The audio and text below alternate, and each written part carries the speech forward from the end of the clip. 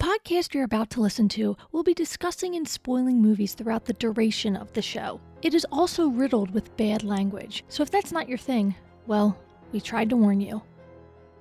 He has figured out a way to be invisible. You know exactly what I'm talking about. He's not dead. I just can't see him. Hello everyone and welcome to Monster Madness, a podcast dedicated to all sorts of creature features. My name is Erika Gwynn and I am here to welcome you to yet another episode of our show. Joined with me are two men who I really don't know why they put up with me at all. We have Daniel Gwynn. I'm forced to. And Matt Stein. I'm also forced to. She threatened to kill me. He is legally forced to. And you just threatened my life. No, that's a lie.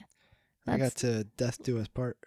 That's a liability. Yeah. You gotta tie up loose ends. We do. So before we get into the episode, as always, some plugs. You can find Monster Madness on Twitter, Facebook, and Instagram, as well as all other obscure social media platforms like Slasher, which we are enjoying right now. There are a few ways you can support our show for the cost of nothing except a few minutes of your time. You could head on over to Apple Podcasts and give the show a rating and review.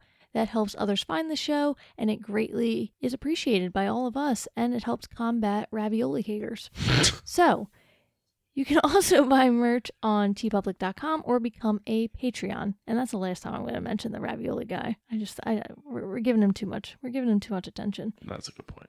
So, without further ado, as always, on this episode of Monster Madness, we will be discussing, and I think you can already guess it, 2020s or 2020, depending on what type of person you are.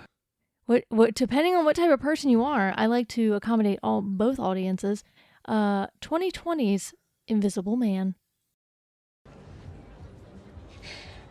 I went to his house today. You went to Adrian's house? Yes. I just walked right in. I found something that can prove what I'm experiencing. That can prove that Adrian is stalking me. Do you say 2020 or 2020? I'm Baba Waters and this is 2020. I don't know, I usually say 2020. That's the clip. That's the clip. That's it. I'm literally no context before or after. I'm just gonna put that in. That's the fucking greatest thing I've ever heard. Alright, so I love this show. The Invisible Man, 2020. I don't even know what I'm doing right now. In this movie, we have Elizabeth Moss, we have Oliver Jackson Cohen, Harriet Dyer, and Aldous Hodge. This movie is directed and written by Lee Wannell. Now, for all you Saw fans out there, Lee was actually a co-writer and a star of the first Saw movie. I'm not sure if he wrote, Matt, you would probably know this better than I would. Did he write any beyond Saw 1? I think he did them all. He definitely did not do them all. I'm trying to find his name on the Wikipedia page to click on it so I can tell you. It should be like in the top little side box, like directed by, written by. Oh, who are we looking at? Lee. That's okay. I wanted to make sure because I got fascinated by Lee. He did 1, 2, and 3, and my dogs are losing their minds. And I heard Alyssa. Yeah, and then he was executive producer on the rest of the Saw movies. I figured he'd had, including the new one. Oh, what? Spiral? Is that what it's called? Or yeah. That preview though. That looked good. It was really good. Yeah. I'm excited. Shocking. Because when I heard who was starring in it, I was like, Wait, for the newest one? Yeah. Yeah, I don't know if you've seen it. I haven't seen the trailer yet. I'll have to check it out. Yeah, you can check it out after this. It's well, I guess how would you react if someone was like, there's a new Saw movie coming out with Chris Rock and Sam Jackson? What? Yeah. Exactly. That doesn't sound... Is it like a comedy? No. But here's the thing, when comedians go into dark roles, sometimes it's maybe this will be good. A slam dunk. Yeah, because I've never really seen Chris Rock do anything that's serious. It's been like he's the funny guy. I don't even know if he's done serious movies. I mean, the last movie I saw Chris Rock in, and this is not even bullshit. Exactly what you're... Lethal Weapon 4. Is that what you? No, what's the one where he's a detective? Lethal Weapon 4. Is it? Yeah. Maybe we are thinking The only thing I remember is when he's having an argument with Joe Pesci about cell phones getting smaller and smaller because they fuck you, and it's just this whole thing. I'm going to insert the clip right here. Excuse me. Hello? Hello? Shit! Fucking phones, man. You get a call, they cut you off. You make a call, they cut you off. What's the point? I never Don't you know what they're doing, kid? They fuck you with cell phones. That's what it is. They're fucking you with the cell phone. They love when you get cut off. You know why? Huh? You know why? Because when you call back, which they know you're gonna do, they charge you for that fucking first minute again at that high rate. If you're lucky enough to be able to call back, because the 3-hour battery you got only lasts for 20 fucking minutes. Or what if you're behind a fucking hill and it's going... Oh, you're going through a damn anyway. tunnel or some shit, man? And they keep making it smaller. You know why they make them this small? So yeah, if you're a Saw fan, Lee wrote this movie. Obviously, he based it off characters of H.G. Wells from the original in 1933, but he took the story and ran with it on his own, and he did a really good fucking job. So, yeah. Oh, well, H.G. Wells wrote the novel. I should say that. The Invisible Man is actually a book. I don't know how... Oh. I don't know how closely related it is to, like, the first movie, because obviously, if you're comparing this film to 1933's version, apples and oranges. They're two totally different films. The only thing that they have in common is that there is a man who... Is invisible? Yeah, that's it. Nothing else is the same. But this movie only has one tagline, like we've talked about in recent episodes of Monster Madness, is that it seems like all like early movies in like the early 20th century have like 85 taglines, and you get to 2020 and like this 21st century and they're just like, we're fucking doing one. It's one and done. One and done. So the tagline for this film is, what you can't see can hurt you. Not horrible. Not horrible. But how often do you pay attention to the tagline of a When film? did they put the tag? Is that like... It's usually on the It's just on the poster. yeah, it's on the movie poster. Yeah. Matt, can you hit me with the budget? It's actually really interesting. It's $7 million, which is almost the same cost with inflation as the original. That is pretty wild. They did this whole movie for $7 million? Well, you figure the only real CG that they probably used was when the suit was malfunctioning in the rain scene. Yeah, when she put paint on him, and everything else could be done with a guy in like a green suit. And a fan. And a fan, yeah. And like obviously digitally inserting breath. Yeah. Wow, yeah, no, for sure. Wow. I'm actually really... Wow. Can you insert that? Yeah, I can insert that right here. Wow. I don't mean to keep saying wow, but that is actually really surprising. Wow. Wow. Hit me with that sweet, sweet blood. Wow. Oh. I thought you said sweet, sweet butt at first. Like, whoa. And if anybody's going to whisper that to you, it's going to be Dan. Well, I know, and that's why I was very confused. Sweet, sweet butt. Trapped in a violent, controlling relationship with wealthy optics engineer and businessman Adrian Griffin, Cecilia drugs him with diazepam, escapes the home and into the nearby woods to wait for her sister. After her sister arrives, Adrian nearly catches Cecilia, but the pair are able to escape. Ba-da-ba. Cecilia is hiding out with her childhood friend, who's a detective. His name is James. His teenage daughter, Sydney. 2 weeks later, Adrian seemingly commits suicide and leaves Cecilia $5 million in his will, which is handled and organized by his brother, Tom, who's a lawyer. Cecilia tries to move forward, plagued by several unexplained experiences, and then during a job interview, she faints.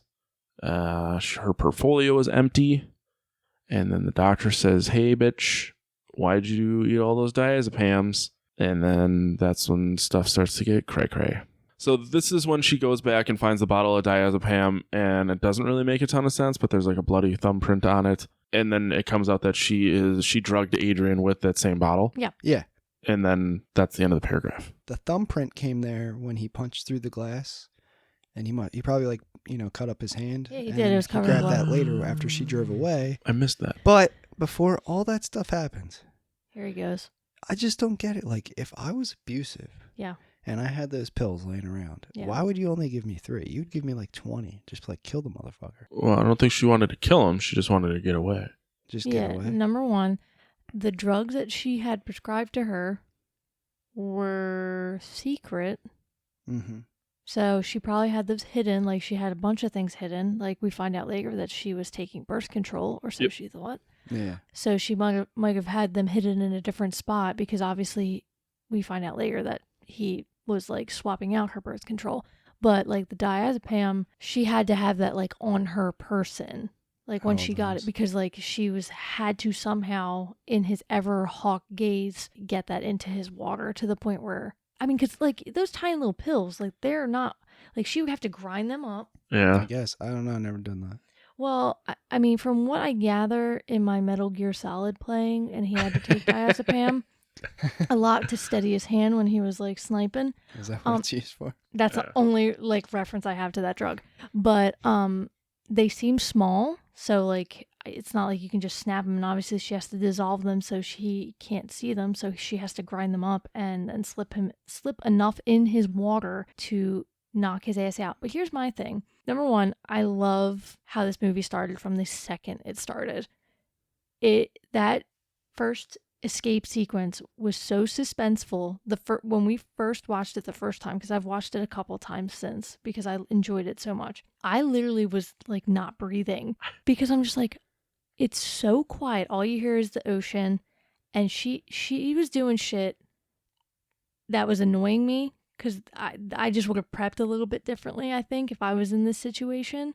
But at the same time, you know, whatever. It was just so suspenseful. He had a gripe when she actually gets out of the house and like climbs over the concrete wall. One, he had to judge how she climbed over the concrete wall. Well, to me, it looked like an easily climbable wall. It has multiple foot spots and spots where you can like hold on to. This is coming from a man who was a rock climbing instructor for years and has rock climbed for a majority of his adult life. Maybe some people in a panic don't know that. Like, oh, there's a sweet foothold, and then I can do one of these gainers. Like, I don't know. But leading up to that, if you were like real fucked up on diazepam, don't you think that he would be kind of like woozy, not like running at her full fucking force barefoot in his jammies? Well, I also thought about it as, because what the heck's the other sleeping pill that people take? But Ambien? if you fight Yeah, it, it's Ambien. you go like crazy. Ambien. Yeah, would that be the same thing? Like once his adrenaline starts going, it just keeps going? I mean, it could be. I've never then he taken either. I don't know. Maybe that's what happens. Maybe I should, and I'll let you know. But I also thought too, because it starts off with that pan of the ocean and how crazy, you know, I don't know if it like a storm just happened or what, but the ocean was moving. It was definitely rough waters. You think that would be making a lot of noise for her to get away and not really hear where she was going. But I think the whole time, I think he had like a location device on her phone, because there's no way she had a huge lead. How did he find her so easily? That would be really dumb if she did that whole elaborate escape and then was just like, location, I'm going to She brought her phone with her. No, she didn't. Didn't she? No, there's no way she would take her phone. Well, you think she just memorized her friends. phone when she eventually called it in the ceiling? Well, I mean, she clearly only had so many contacts, and it was James and her sister. So, I mean, you can't remember two phone numbers in your head? It's 2020. I don't know what your phone number is. All that shit is digital. Yep. But yeah, like I was just Get away easily. I loved that first sequence. Like I thought it was shot beautifully. That house is gorgeous. I'd never want to really live in something like that, but I loved the aesthetic of it. But it was just so suspenseful. And immediately as soon as the movie started, I was like, please do not fuck this up, because that scene was perfect. That whole escape, because I legitimately jumped when he came bolting at the car, because I was like, they're for sure, they're like, she got away and he's just gonna, you know, and somehow become invisible and then attack her. But the way that they set it up was so elaborate and so suspenseful. I loved it. So No, it was definitely good. It's just yeah. I'm over analyzing it at this point. like everything else in your life. Yeah, that was kind of mean. Hurtful. No, but don't. I'm sorry. I did not mean it. It's late. I'm walking out. That was him storming out. He looks like a cat playing with the microphone. So then she goes to her friend James' house, which you're assuming that she didn't really talk to, I guess, a lot, to the degree that, you know, Adrian would know who he was, because it just seems like they were dating and they lived together. That they weren't married to any stretch that I could see. Maybe the mom died. What? You're talking about? Oh, I thought they were just friends. You're talking about the? Yeah, no. Adrian is the Invisible Man.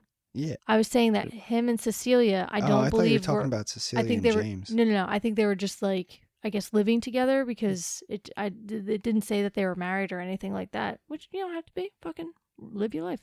But I guess James, like, she kind of, like in most abusive, controlling relationships with douchebag dudes, they kind of cut you off from all your friends, particularly attractive male friends, which James probably, was a threat to him. So I guess he didn't know where she lived. And it kind of seems like that was like a newer house too, because he was like fixing it up a lot. So He's updating it. Or that too. But I'm just saying, I'm trying to just kind of figure out like the relationship, because obviously they're close enough that he's just like, yeah, this girl can stay for as long as she wants and all this other jazz. But like Matt said, they eventually meet up with Adrian's brother and they go over, who, by the way, is a super fucking creep. Like a big creep.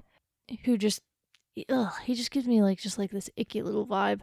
But he goes through like all of the yeah, I just like, if I was in a room with him and he was talking to me that way, I'd be like, can you just like back the fuck up before I literally just chop you in the throat? Wait, is that why you say it to me all the time? Exactly why I say that to you all the time. Yeah. But he just keeps making comments and just trying to make Cecilia as uncomfortable as possible by like staring her down and like leaning over so she can like directly look at her, and then make comments like, oh, Adrian is in this room. He's right there because like that's his urn or whatever. It's just like, it was just stupid shit to just constantly make her uncomfortable and just be a dick about the fact that she just got $5 million from her deceased boyfriend for whatever reason. At that point, he probably kind of doesn't like her because he supposedly killed himself because of this woman. Yeah, So but he already doesn't like his brother "What the anyway. heck?" Yeah, but we later find out why. I wouldn't like that dude either. I mean, okay, you have to look at someone like the character that they're presenting to you as Adrian Griffin. He's very successful. He's all this stuff. But he's a fucking douche. He clearly has no real friends. He has to fucking force women to stay with him because he's such a fucking douche. And his own family hates him. He's not a fucking winner. No. Definitely not. Just saying. But he's a very smart dude who can fuck with optics, which is like something I liked, because I was kind of leery going into this movie about like, how are they going to make him invisible? Are they going to do like this weird, like, oh, it's a chemical accident and I can't see myself again? And just with like all the movies that I've seen, it's always like a chemical accident, or like, well, like in the 1933 one, oh, I bleached my skin to the point where I'm see-through. Optics is something legitimate that they are working on. Like, that you can fucking be invisible, like under this goddamn Harry Potter They cloak. have those blankets now. Yeah, that's what I'm talking about. Like, The Harry Potter cloak. They made it. They look like tinfoil. Exactly. And you basically, I mean, you can kind of tell, but it's getting pretty seamless, which is really kind of scary. I mean, it'd be real good for espionage, which is kind of like my dream job. But that's a whole other other conversation. But 95-pound weapon over here. The best things come in small packages. You don't forget that. So yeah, Cecilia starts to notice like weird shit happening. Like wind in a closed room, little like breath outside, shit like that. Burning her fucking breakfast to high heaven, which Dan didn't understand how fucking shit can burn and cause a flame like that. I've never done that. I've cooked a lot of bacon so far in my life, and I've never... On an electric stove. Oh, I've cooked it over a fire, and I've never had that happen. Mm-hmm. Like an open fire, like at a camp? Open flame. I feel like it's different at a camp. Same thing. Fire. I guess it can't go, the flames can't go that much hot. Also can't burn down your house when you're outside. True. I have a lot of facts that I can just keep throwing at you. I got one for you. You think if that guy farted in that suit, it's stuck? Was it just stuck in there? No, it's some space age technology. Yeah. Yeah, it was just like It would seep out. Yeah. he was also like the minor gripes that he had with this film. There's like, no sound with his footprints. Like, come on, man. That's something I thought of. Like, yeah. you're not that fucking good okay, at walking. when we're done this, I want you both to get up and walk as gingerly as possible. I got Matt, fat you feet.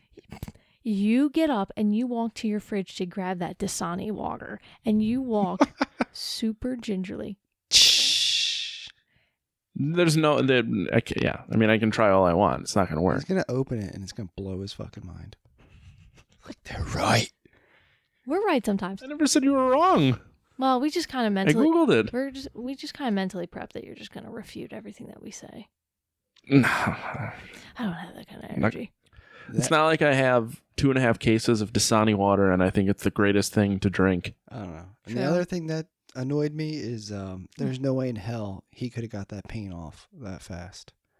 I've spilled paint on thousands of things, and it's like the hardest thing to get off with water, just water. I agree.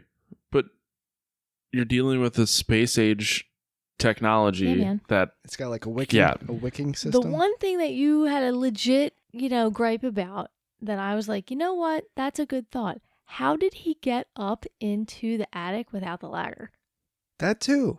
Do you think he went up there when nobody was home, put all that stuff, and then went back down, then moved the ladder back? He would have to. possible. But- Yeah. I mean, he had to be staying somewhere because it looked like he wasn't staying at his house, and that was kind of a hike. I don't know. To me though, that was pretty creepy. Could you imagine if his cover was blown because he fell asleep and just started snoring in the corner? Did you ever? Did you? Oh. No. I'll tell you after about the box we found in the attic. Oh, no, we can talk about that. When we moved into this house, we obviously we were unpacking our stuff, and we have a crawl space kind of like attic in our garage. And Daniel always made that like joke, like, what would you do? He loves to play the hypothetical game. Like, okay, what would you do if you like what was that movie, Sinister or whatever? You found that box of tapes. It's like the real. Yeah. You find this box of tapes in the attic. I'm like, I fucking burned that shit and I never look back. So we find a fucking box in the attic. Yeah, when we and move I'm like, in. what the fuck is this? And I bring it down, and it was the creepiest shit. Mm-hmm. I swear to God, they put it up there on purpose because the people who lived here did not have kids, and the people before them did not have young kids. They had adult children. They did not have grandchildren. And these were children's drawings that said like my happy place. Oh, And also I saw that on top. I was like, just throw it away. I was like, throw it the fuck out. I don't want to know what's in there. Burn it. Put some salt around the trash can. I don't care. Entrap that fucking demon. I don't want to know. it was bad. And then there was like a balloon, want to know. like one of the, a balloon thing, like to blow up balloons up there. And There's just Yeah. all these fucking balloons. And I'm like, who blows balloons up in the attic? It's probably like Bart's twin. Oh, yeah. I forget his name. But yeah, and then I can't think of his name either. we randomly found like a motorcycle engine or something. Yeah. If anybody wants it, No, it's not. Facebook yard sale. We've been trying to sell that shit for You want 5 it? years. All but- the No, info. why the fuck? Send us a message. Oh. Yeah, if you need, no, well, it's not an engine. It's It's a transmission, I think. or yeah, part, something like that. Oh. Please buy it. I will. Yep. It's been in our house for 5 years and it's brand new. Yep. We feel bad getting rid of it. I'll give you a discount. Bart's brother's name is Hugo. Hugo, that's it. Hi guys, can I have some turkey? Eat your fish heads. I fucking love that episode. That's a really good one. Mm-hmm. So back to where we are, Yes. because you tried stealing the ability to explain a movie from me. I'm sorry. You said there was only 3 paragraphs. I was trying to kind of like I did stretch 3 it. more. Oh. I stole that power. I This is jumped, a democracy. I jumped I'm in. used to it. Just want to make ravioli. You make that ravioli. So Cecilia turns to her sister, but her sister Emily refuses because of an email that she received saying that she's suffocating and she never wants to see her again. All this other crazy shit. And Cecilia's like, I didn't send that email. Now, I know your ass probably paused it and read the whole thing. Hey, you guys. Me? Yeah, you probably paused it at No, I didn't. sometimes of watching it. and No, you're I like, I'm gonna didn't. read this whole thing. They gave me the highlights that I needed. She's suffocating. She's not going to get any money. She's a bitch. Get out of my life. I should have never left Adrian. Yep. Boom. So later she's confronted by Sydney, but Sydney is hit by an unseen force, which leads her and James to assume Cecilia did it. James gets pissed off and leaves the house with his daughter. Cecilia tries a number of tactics to catch the figure. Doesn't she dumps like dirt or coffee or something on the ground? That coffee. Sits there and waits. Let's all go to the lobby. Let's all go to the lobby. Let's all go to the lobby to get ourselves a treat. Yeah. Then she finds Adrian's phone in the attic, which is what we were talking about before with the ladder. Then she meets up with her sister. Oh, no, she goes to the house. So she takes a lift out to Adrian's house and finds the suit and then hides it in a closet. Yeah, what would you do if you found the suit? I'd put it on and, fucking run around. Not hide it. Yeah. And that bitch was smart. She hid it in her little cubby hole in the closet. There's like a vent that she hid like her escape bag in the beginning of the movie. And so she took that and hid it in there. And Adrian actually somehow makes his way to the house at the same time as her, but with no vehicle to be seen. He's got one around his car, too. He's a crafty fucker is what he is. I didn't think about that. That's a big... It's not a plot hole. It's just something absent. Yeah. Maybe he was in the Uber. That is... I thought about that. About he snuck in when she was getting it. Like on top of the I roof? was waiting... Yeah. I was waiting, honestly, for like... whatchamacallit? Like the trunk to like open ever so slightly and then you just like see it go down. I was like, I wanted to see something like that because I'm like, to hold on to the back of that car for like X amount of time. He was underneath like Sideshow Bob. That'd be a long time. Who wants to take the shortcut through the cactus patch? So anyways, Cecilia flees and contacts her sister and says, we need to meet in a public place. So they go to dinner somewhere and her sister is a huge bitch to the waiter. He's just trying to do his job and find out if they want sparkling or still water. Oh, yeah. Which still. I want the free stuff. Yeah, that free stuff. So Cecilia finally begins to tell her what is going on, and then all of a sudden you see a knife pop up and hit her throat, and then the knife is like thrown into Cecilia's hand. Like, I understand it could have been quick motions, but the way it just looked funny. I got confused at this part. How? Was that knife... Yeah, who didn't see that knife floating around? Exactly. Like, where did he put it? He had no pockets on that damn suit? No. Well, he already had stolen a knife and planted it up in the attic. We don't really know if that was the same one. He could have just picked one off. Oh, he taped it to her hoodie? No, I'm thinking he picked one up at the restaurant. Like, cause... But you have to assume that you would just see a floating knife. Yeah, but how often do you pay attention to the surroundings when All you're... the time. No, I mean, that's a valid point. Here's the thing. You have ADHD. I see it all. You're like the fucking Terminator. You see everything and nothing at the same time. So you're an enigma. You are an exception to the rule. You have no opinion here.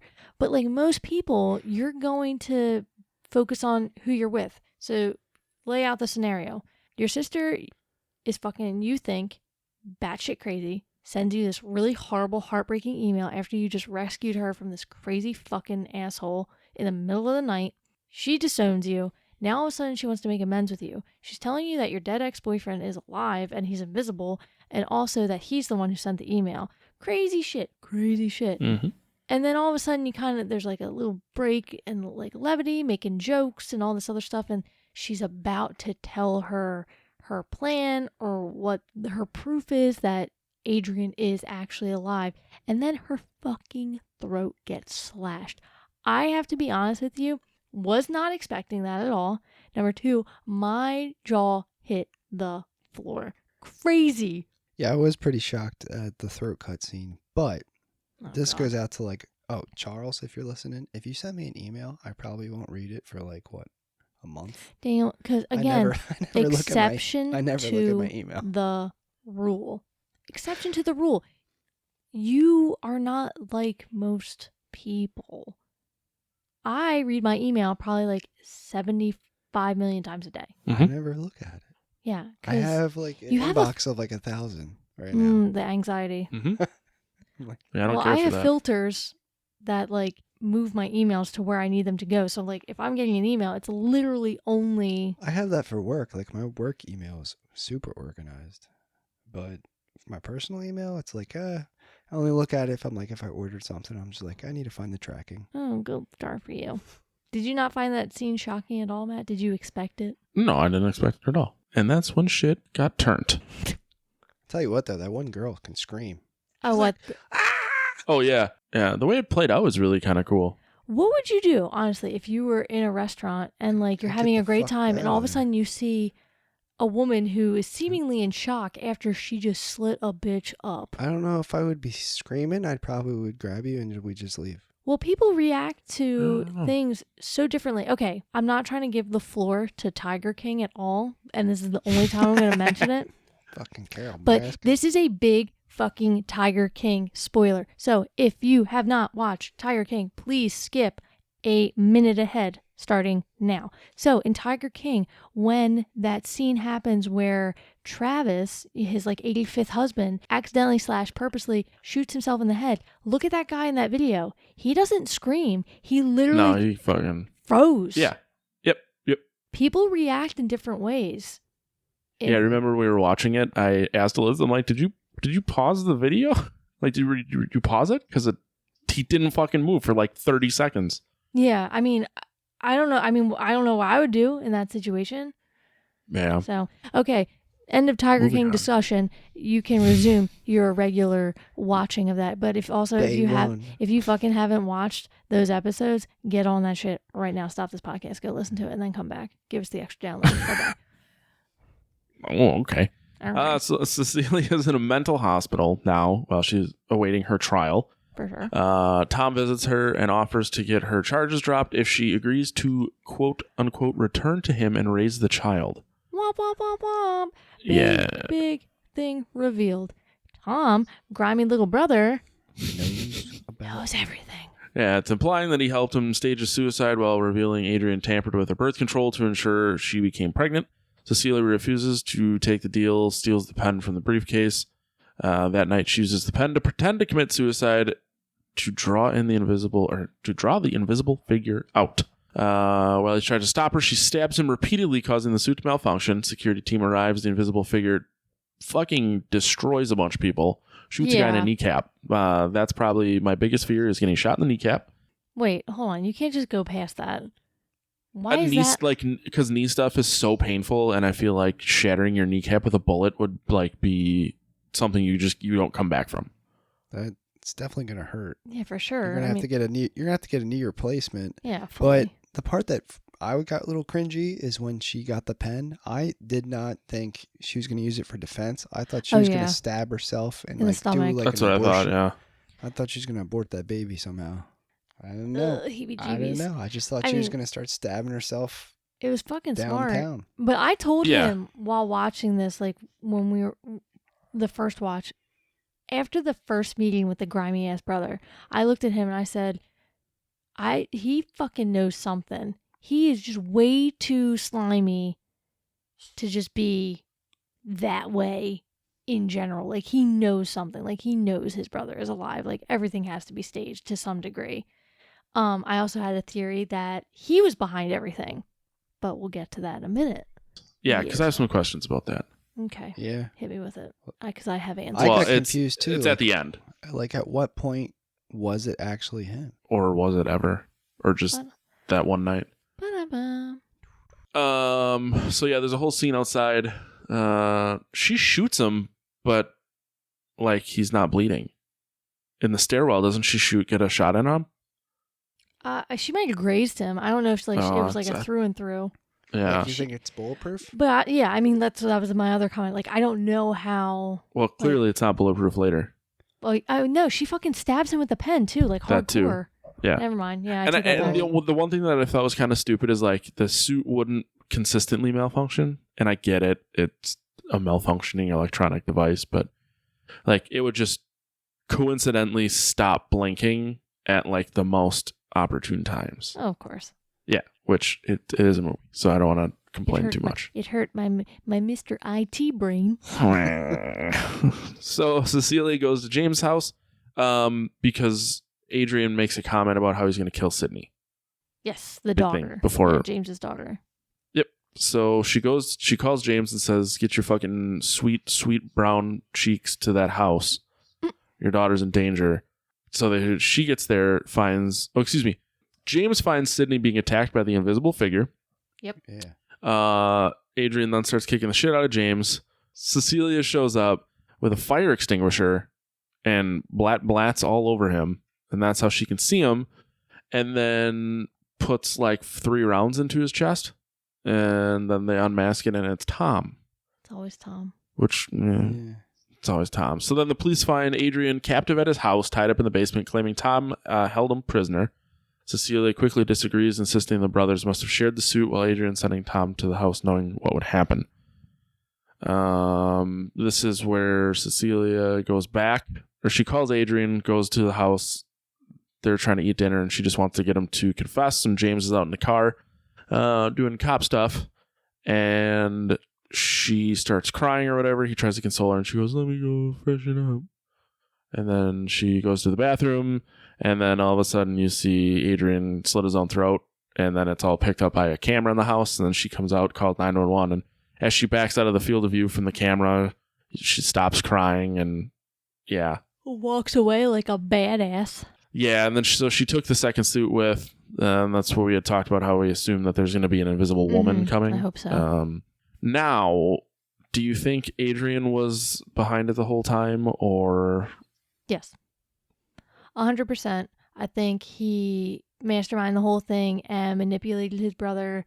Now, his brother could have done some of the random, like, tauntings, but someone like... Now, if you're going to look at it from, like, how I would, like, a psychological standpoint, someone as fucked up as Adrian who would go this far, because there's a whole conversation towards the beginning of the film when she's first, like, spiraling, and she realizes that Adrian is literally standing in a door frame just watching her, but she can't see him. She can just sense that he's there. And she's just like, why me? You could have any person you want. Someone like that has an obsession and is going to put in that much effort to fuck with someone just for the sake of fucking with them. They're not going to let someone else do that. They get off on the fact that they're doing it. So he literally set up his brother so he could just continue to do it. That's my theory.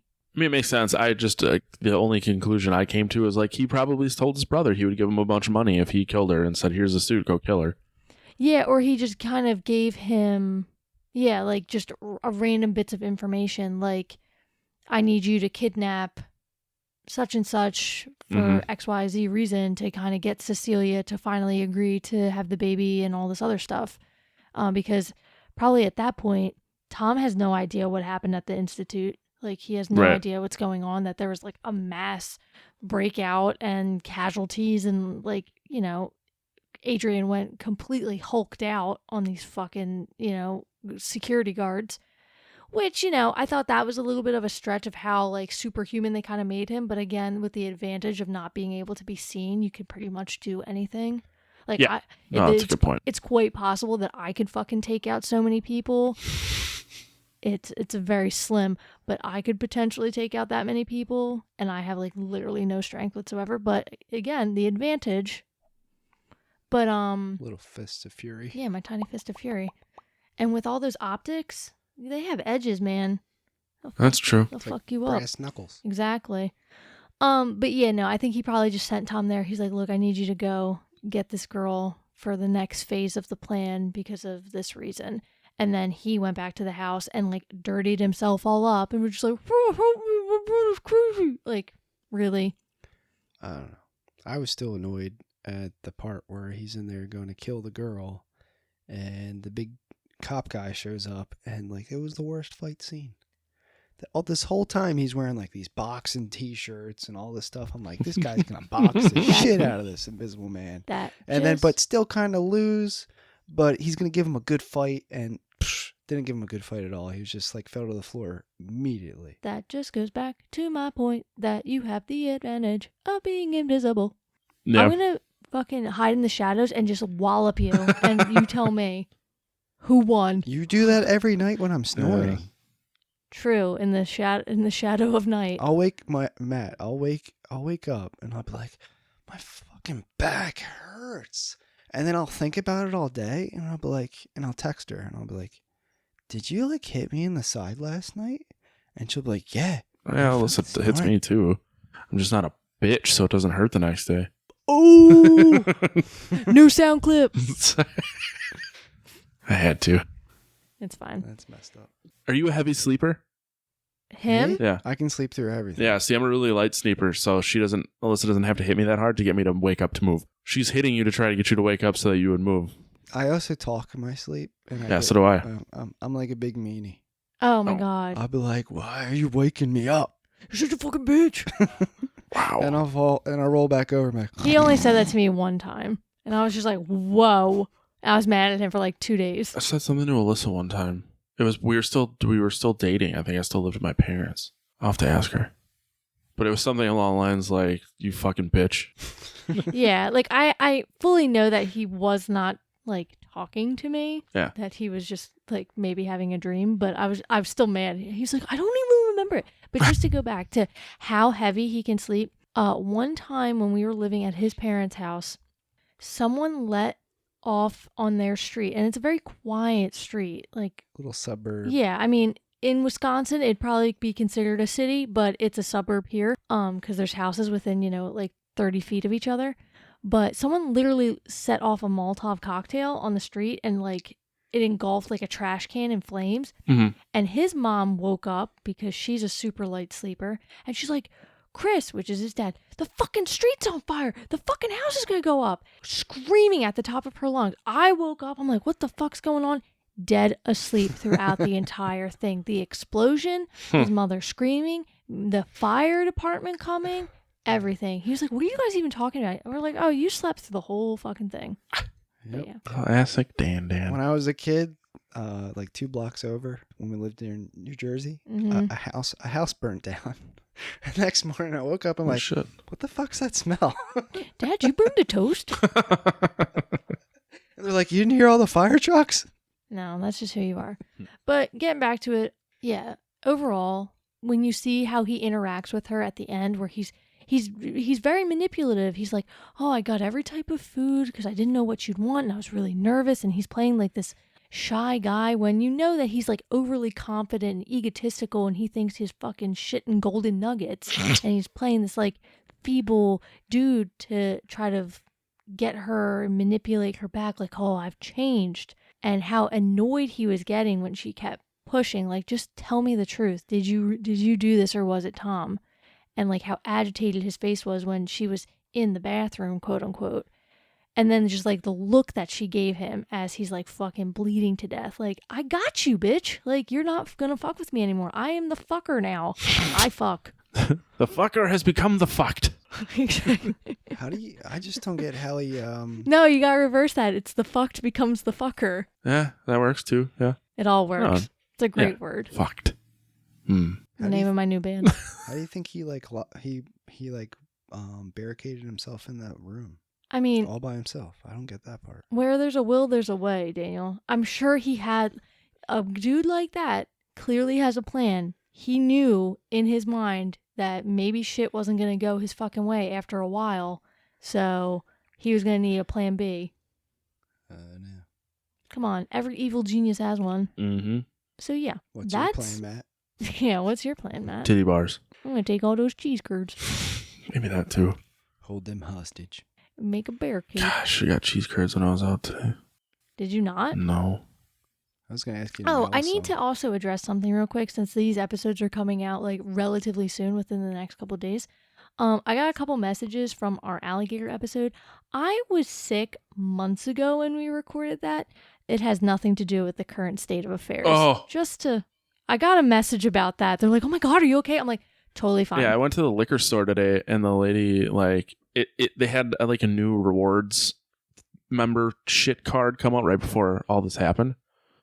Mm-hmm. And I like went to swipe it, and she just stared at me, and I said, I'm sorry, I've been quarantined for so long, I forgot how to function. And she goes, oh my God, were you exposed? And I'm like, no, I have no need to leave my house. If everybody was wondering, all three of us are healthy. Yeah. we are healthy. You don't need to message me. We recorded Alligator months ago. We do these very much in advance because we're all so busy. So most of the time you can hear us talking about the football season that has been very much over for a long time. And I do not have any type of pandemic. Thankfully, knock on wood, thank you to all who are still on the front lines. And we are thinking about the ones who are not as fortunate. Right. Yep. So stay safe. But so to just end it, because we're not doing questions of the dam for this episode either, because it's kind of a bonus, even though it's on the longer side, we'll still just kind of toss it at you as a bonus to the end of season 1, because I'll kind of tack these onto season 1. So did you enjoy it? Would you watch it again? All that jazz. I'll go first. I thoroughly enjoyed this movie. This movie has now done what Dracula Untold didn't do and what The Mummy 2017 didn't do, which was give Universal an awesome platform to actually do a modern version of these Universal monster movies. Because Blumhouse was involved with this, they took a lot of reins and they did a really great job. So now Dracula is in the works, I believe, and a Creature movie is in the works, I believe. Don't quote me on that, but I'll definitely do I more thought research. Creature kept getting postponed or something, and like they were doing it, and then they weren't doing it, and then they were doing it, and then they weren't doing it. I feel like they kept postponing and like tossing rumors about to see how well this movie did. And this movie did so fucking well, it shocked a lot of people. Because it wasn't really in theaters. Well, here's the thing. It wasn't in theaters at all. I don't think. No, I lied. It was. For a couple weeks. February 28th, it came out. Yeah, it was in theaters for a couple weeks. And then with everything going on in the world, obviously with movie theaters not being an essential, it got shut down. And then they let it release digitally, which is how we all watched it.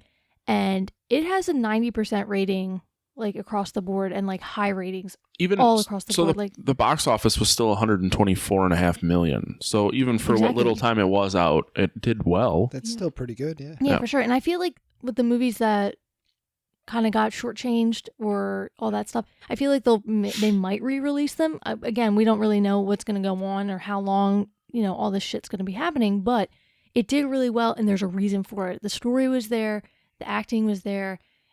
It was like a perfect combo of suspense and thrills and horrors and realistic. Mm-hmm. Obviously with monster movies and stuff like that, there's a realm of, impossibility. But with this, there was a lot of things that you could relate to that could actually happen. So it made it even that much more scary. And I thoroughly enjoyed it, would 100% watch it again. And I am so happy that I watched it. What about you, Dan? I did like this movie. I would watch it again. It's not my favorite movie, but I would watch it again because I know you're going to have it on sometime. For sure. And I'll be like, we're watching The Invisible Man. Here we go. All right, Matt Tech. Yeah, I was really happy. Was pleasantly surprised. I'm happy that you're happy. Yeah, so I thought it was really good, and I liked how it was like a really modern, good take on an old movie. I finally went to the bottom of the Wikipedia page. So in November of 2019, they did announce that there was Invisible Woman in development with Elizabeth Banks, though, and not just directing, though, right? Or because set to star, direct, and produce. All right, I haven't watched the new Charlie's Angels yet, so I can't judge her on like her skills. But I know a lot of like fucking bro dudes, whichever you want to call them, fucking shat all over those movies, which they typically do. Like all these internet dude troll nerds who like have never seen an actual boob in real life are just like, fuck it, a woman did it, so fuck it, it sucks, and have never seen it. So I don't judge, but I'll watch what she worked on. And I thought you were just making a reference to all female. Like, I think Bad Moms is pretty funny. I don't think I've seen that. It is not like a good movie. I just think it's really funny. Yeah, and like that's a goal. It's like, okay, here's a perfect example. Controversial. People fucking shitting on the new, not the one coming out, but the female lead Ghostbusters. I heard it was also just a bad movie. I didn't like it. He didn't like it. But here's my thing. As a standalone movie, without any history of, Dan Aykroyd, etc., it is a good movie. I laughed my ass off at certain parts. I thought it was fun. It's something you can watch with like kids and stuff like that. It's definitely like a wholesome movie. Now, if you're going to put it like in the realm of, you know, Bill Murray and all this other stuff, yeah, no, people aren't going to like it because, yeah, they made nods to the previous movies, but they didn't incorporate them in any way like the new movie was going to do. Now, I feel like if they did that, if they kind of made the worlds all the same instead of Bill Murray and all those people not existing, it would have been different. That's my only gripe with it. But again, because it's all ladies and everybody's in a fucking uproar because they're just like, why do they have to remake all these movies with fucking female leads? It's just like, well, because you've had your time, motherfucker. It's mine now. I didn't mind that it was female I'm like leads. sweating. I was just I can tell. to me they made it too much of a comedy. You realize that Ghostbusters is a comedy, right? I do, but I don't know. I just thought it was like they like Ghostbusters the original has like, to me the comedy was either written better or the delivery was better. For certain jokes. I mean, like, yeah, there's definitely parts in the one with the all-woman cast. Like, there's 100% there's parts that were, you know, really funny, but then there's other spots where they're trying too hard, in my opinion. You remember I edited this, so I'm just going to do it like a solid beep through all of your opinions. No, I'm kidding. No, you have valid points. You can choose not to like it, but if you don't like a movie based on the fact that it's a female director, female cast, female this. I don't care about that. I just Fuck you. I don't care about that. I just didn't like I don't know. I wasn't into it. The future is female. Thank you for listening to this episode of Monster Madness. I hope you have a great time. Stay safe. This is what's his Bye. face? What? What's the guy from Terminator? This is What? the speech that they always say. This is John O'Connor. Okay, first of all, his fucking name is John Connor. We're ending the show. He doesn't know shit. Oh my god. Fucking Monster. We just broke up. Oh my god. Monster Madness is over. Bye. I got most of it right.